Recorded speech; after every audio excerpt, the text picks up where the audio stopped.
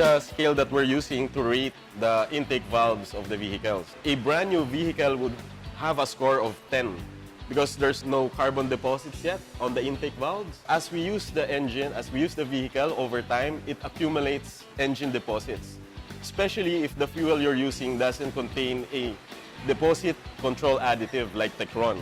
Not surprisingly, we've seen ratings as low as around 7. So that's very bad actually.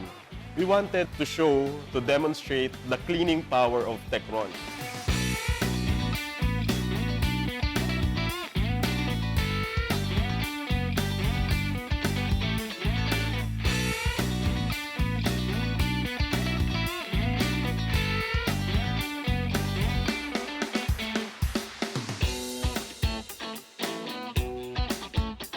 Sabi ko sa Caltex Techron is napakaganda.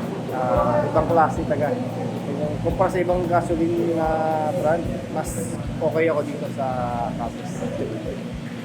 That only shows that, number one, Caltex fuels are consistently high in quality. And number two, let me emphasize this, not all fuels are the same.